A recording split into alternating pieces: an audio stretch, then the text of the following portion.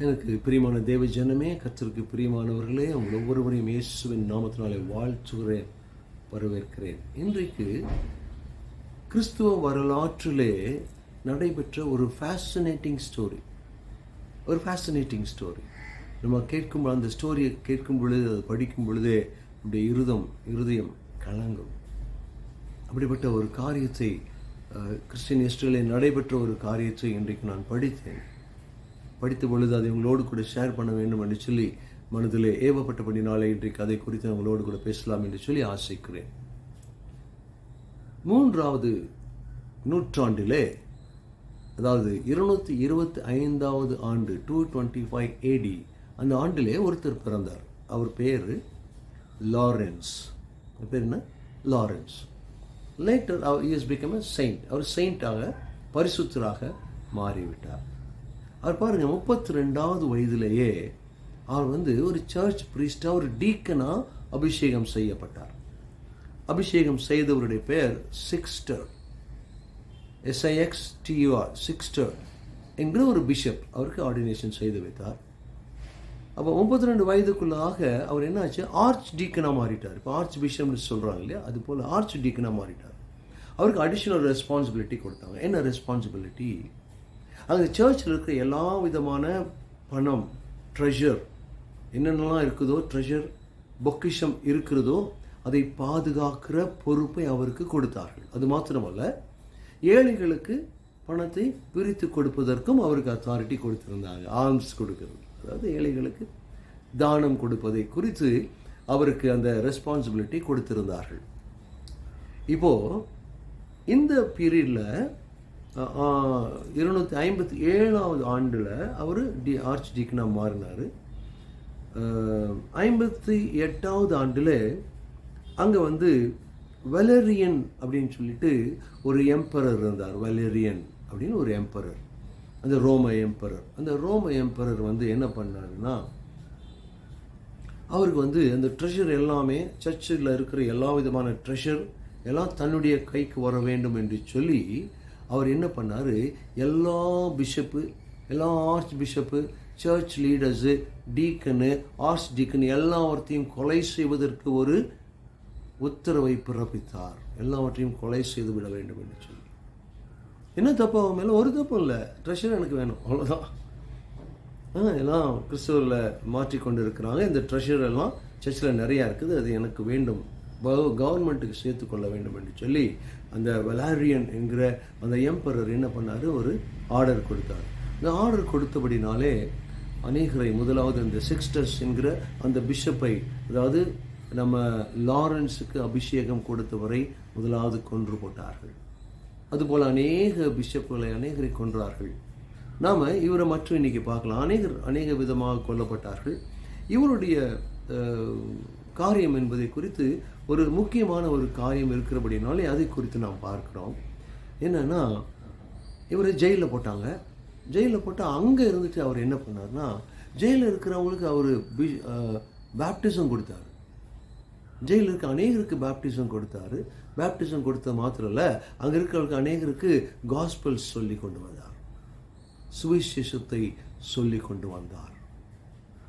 அப்போது என்னாச்சு, ஒரு அந்த அந்த அந்த உத்தரவின்படியாக இந்த டீக்கன், இந்த ஆர்ச் டீக்கன் கிட்ட தான் எல்லா பொறுப்பும் இருக்கிறது, அந்த ட்ரெஷர் எல்லாம் இருக்கிறது. அதை கவர்மெண்ட்டுக்கு ஒப்படைக்க வேண்டும் என்று சொல்லி அவருக்கு ஒரு உத்தரவு கொடுத்தபடினாலே ஜெயிலிருந்து வெளியே என்ன பண்ணார், அருமையான ஒரு காரியத்தை அந்த டீக்கன் செய்தார். என்ன செஞ்சாருன்னா, அந்த ஏரியாவில் இருக்கிற அநேக ஏழை ஜனங்களை அழைத்தார். ஆல் புவர், ஆதரவு இல்லாதவர்கள், ஆதரவு அற்றவர்கள், பிளைண்டு, கண்ணு இல்லாதவங்க, கிரிப்பிள்டு, கரங்கள் கால்கள் கிரிப்பிளாகி நடக்க முடியாமல், ஹோம்லெஸ், இப்படிப்பட்ட ஜனங்களை எல்லாம் அழைத்து, இந்த 3 நாள் டைம் கொடுத்ததுன்னா அந்த 3 நாளுக்குள்ள என்ன பண்ண, எல்லாத்தையும் அழைத்து எல்லாத்துக்கும் இருக்கிற இந்த ட்ரெஷர் எல்லாம் பிரித்து எல்லாத்துக்கும் ஷேர் பண்ணி எல்லாத்துக்கும் கொடுத்து விட்டார். 3 நாள் முடிந்தது. இப்போ கவர்மெண்ட் அத்தாரிட்டிக்கு முன்னால் இவர் போய் நிற்கிறோம். அவர் போய் நிற்க வேண்டிய நாள் வந்தது. அங்கே போகும் பொழுது எங்கே ட்ரெஷர்லாம் கொண்டாந்து ஒப்புவின்னு சொன்ன பொழுது அவர் சொல்லியிருந்தார், அவர் யாருக்கெல்லாம் அந்த பணத்தை ஷேர் பண்ணி கொடுத்தாங்களோ அவங்களெல்லாம் வர சொல்லியிருந்தார். எல்லாரும் அந்த கவர்மெண்ட் அத்தாரிட்டிக்கு முன்பாக வந்து கூடி நின்றார்கள். அநேக ஜனங்கள் அங்கே வந்து நின்றார்கள். அப்போ அவங்க எங்கே ட்ரெஷர் எங்கே என்று சொல்லி அந்த ப்ரீஃபெக்ட் என்கிற எம்பரனுடைய ஒரு தளபதி வந்து கேட்கிறார், எங்கே ட்ரெஷரெல்லாம் எங்கே? அப்போ அவர் சொல்கிறாரு, these are the treasures of the search.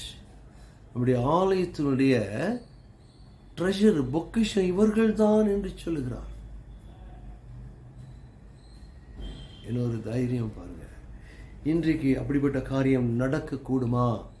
ஆனால் டவுன் சவுத் திருநெல்வேலியிலையோ எங்கேயோ ஒரு இடத்துல என்னாச்சு, இந்த கொரோனா பீரியடில் ஒரு சபை போதகர் என்ன செய்தார், அது மீனவ குடும்பங்கள் இருக்கிற பகுதி, அந்த இடத்துல இருக்கிற சர்ச்சில் அதை திறந்து விட்டு உண்டியை ஓப்பன் பண்ணி வச்சிட்டாரு. உண்டி இருக்குல்ல, வண்டியில் காசு போடுவாங்க இல்லையா, அதை ஓப்பன் பண்ணி வச்சிட்டாரு.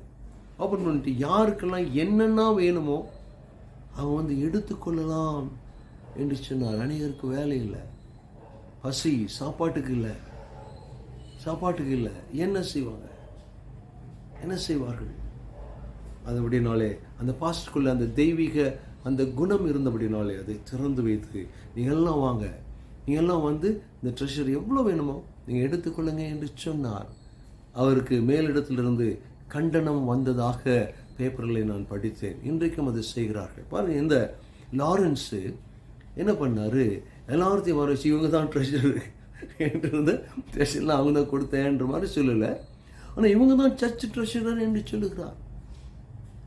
சர்ச் எக்லாசியஸ் என்று சொன்னால் ஜனங்களை தான் குறிக்கும், ஒரு கட்டிடத்தை குறிக்காது. சர்ச் என்று சொன்னால் காங்கிரிகேஷனை குறிக்கும். நாம் என்ன நினச்சிக்கிறோம், சர்ச்சுனா மெகா சர்ச். இன்றைக்கி பார்க்குறீங்களே, 10,000 பேர் உட்காராங்க, 20,000 பேர் உட்காடுறாங்க.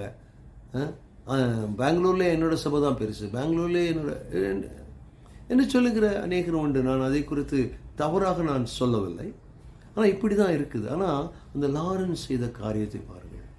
இவர்கள் தான் இந்த சர்ச்சினுடைய ட்ரெஷர் என்று சொன்ன உடனே அவர் என்ன செய்தாங்க, இந்த சிக்கன் எல்லாம் கிரில்லு சிக்கன் சொல்லுவாங்க, அந்த அந்த அந்த கம்பியை வைத்து கீழே கோலை வச்சு சூடு பண்ணுவாங்க. அதுபோல் அவரை, அதுக்கு பேர் என்னென்னா கிரேட் கிரேடயன் என்று சொல்லுகிற அந்த கிரில் மேலே அவரை கொண்டு வந்து நேக்கடாக படுக்க வைத்தார்கள். துணிகள்லாம் உறிந்து அதன் மேலே படுக்க வைத்து கட்டாயப்படுத்தி உயிரோடு கூட வைத்து கீழே நெருப்பு வைத்து அவரை அப்படியே எரித்து சாம்பலாக்கினார்கள். என்ன ஹிஸ்ட்ரி சொல்லுகிறது. இதனால கோயில் ட்ரெஷரை எடுத்து என்ன பண்ணார், அவர் ஜனங்களுக்கு கொடுத்து விட்டார். கவர்மெண்ட் எடுத்துக்கிறதுக்கு பதிலாக இந்த புவர் மக்கள் இவங்க தான் காணிக்கப்பட்டாங்க, இவங்களுக்கு போய் சேரட்டும் என்று சொல்லி எப்படி அந்த டவுன் சவுத் திருநெல்வேலியில் செய்தார்களோ, அது நாகர்கோவில் எந்த இடம்னு எனக்கு சரியாக தெரியல, பேப்பரில் படிச்சிருக்கிறேன். அதே போல் அன்றைக்கே நடந்தது. 258வது ஆண்டு ஆகஸ்ட் மாதத்தில் அந்த லாரன்ஸை என்ன பண்ணாங்க, உயிரோடு வைத்து எரித்தார்கள், கிரில் பண்ணினாங்க. He was grilled to death, எரித்து கொன்றார்கள் என்று சொல்லி வரலாறு சொல்லுகிறது. இந்த லாரன்ஸு கடைசியில் என்னாரு, செயின்ட்ஹுட் ஆனார். செயின்ட்ஹுட், மதர் தெரசா செயின்ட் ஆனாங்க இல்லையா, அது மாதிரி செயின்ட் ஆனார். சரி, இது எதுக்கு சொல்கிறேன், இதை வச்சு என்ன நம்ம வேதம் சொல்லுகிறது என்று பார்ப்போம்னா, கலாத்தியர் 6வது அதிகாரம் 10வது வசனம் என்ன வாசிக்கிறோம், ஆகையால் நமக்கு கிடைக்கும் சமயத்திற்கு தக்கதாக யாவருக்கும், எல்லாருக்கும், ஆல் பீப்புள், யாவருக்கும், விசேஷமாக விசுவாச குடும்பத்தார்களுக்கும் நன்மை செய்ய கடவோம். விசுவாச குடும்பத்தாருக்கு பாருங்க, அந்த பிளைண்டு, கிரிப்பிள்டு, கண்ணு தெரியாதவன், கால் முடமானவன், இப்படிப்பட்ட ஆதரவு இல்லாதவர்கள், விதவைகள், அனாதைகள், இப்படிப்பட்டவர்களுக்கு உதவி செய்தார். யாரு, இந்த லாரன்ஸு. இந்த உதவி செய்தபடினாலே அவர் கொல்லப்பட்டார். பாருங்க, இந்த வசனத்தின்படி என்ன செய்திருக்கிறார், விசுவாச குடும்பத்தாருக்கு நன்மை செய்திருக்கிறார். விசுவாசம், ஒருவேளை அவர் விசுவாசம் இல்லாமல் கூட இருந்திருக்கலாம், பெற்றுக்கொண்டவர்கள். அந்த பணத்தை பெற்றுக்கொண்டவர்கள் ஒருவேளை விசுவாசி எல்லாம் கூட இருக்கலாம். ஆனால் வசனம் என்ன சொல்றது? யாவருக்கும் நன்மை செய்ய கடவோம், யாவருக்கும் நன்மை செய்ய கடவோம் என்று சொல்லி வேதம் சொல்லுது. இந்த வார்த்தையின்படியாக அவர் செய்தது நியாயம், அவர் செய்தது நியாயம். ஒருவேளை தமிழில் ஒரு பழமொழி இருக்குது, கடை தேங்காயை எடுத்து வழியில் இருக்கிற தெய்வத்துக்கு உடைத்தான் என்று சொல்லுவாங்க. அதுபோல் இங்கே அவர் ஆலயத்தினுடைய ட்ரெஷர் தான், அதை எடுத்து ஏழைகளுக்கு கொடுத்தார். ஆனபடினாலே அவர் கொல்லப்பட்டார். இன்றைக்கும் ஆலயங்களிலே அநேக நன்மை செய்து கொண்டு வருகிறார்கள். அவர்களை போற்றுவோம். செய்யாதவர்களை குறித்து நாம் ஒன்றும் சொல்வதற்கில்லை. மெகாச்சர்ச் என்று சொல்லி ஆட்டம் பாட்டம் எல்லாம் நடந்து கொண்டு இருக்கிறது. ஆனால் ஏழைகளை குறித்து கரிசனை உள்ளவர்கள் அநேகர் இன்றைக்கு இல்லை. பிளைண்டு கூப்பிட்டு சர்ச்சில் உட்கார வைக்கிறது ஆட்கள் இல்லை. கிரிப்பிளில் கூப்பிட்டு அந்த ஆலயத்தை பார்த்தாலே இவங்கெல்லாம் போக மாட்டாங்க, ஐயோ பணக்கார சபை என்று சொல்லி. அதன்படினாலே நாம் இந்த ஏழைகளை குறித்து நாம் கரிசனை உள்ளவர்களாக இருப்போம். இன்றைக்கு இருக்கிற ஆலயங்கள் அதற்கு துணை நிற்க கர்த்தர் ஒவ்வொருவருக்கும் கிருபை செய்வாராக. நாம் ஜெபிப்போம். அன்பின் பரலோக பிதாவே, அதுவரே செயின்ட் லாரன்ஸை குறித்து இன்றைக்கு நாங்கள் பார்த்தோம்ப்பா.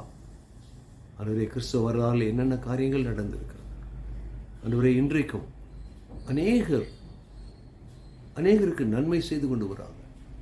யாவருக்கும், குறிப்பாக விசுவாச குடும்பத்தாருக்கு நன்மை செய்வோம் என்று சொன்ன கலாத்தியர் 6:10 என்ற வார்த்தையின்படியாக அநேகருக்கு நன்மை செய்ய கர்த்தர் கிருபை செய்வாராக. கர்த்தர் கிருபை செய்வீராக. எங்களுக்கும் அப்படிப்பட்ட சந்தர்ப்பத்தை நீங்கள் ஏற்படுத்தி கொடுங்க. ஆசீர்வாதத்தை கட்டளையிடுங்க, காத்துக்கொள்ளுங்க, வழி நடத்துங்க. இயேசுவின் மூலமே ஜெபம் கேளுங்க நல்ல பிதாவே. ஆமென், ஆமென், ஆமென். God bless you.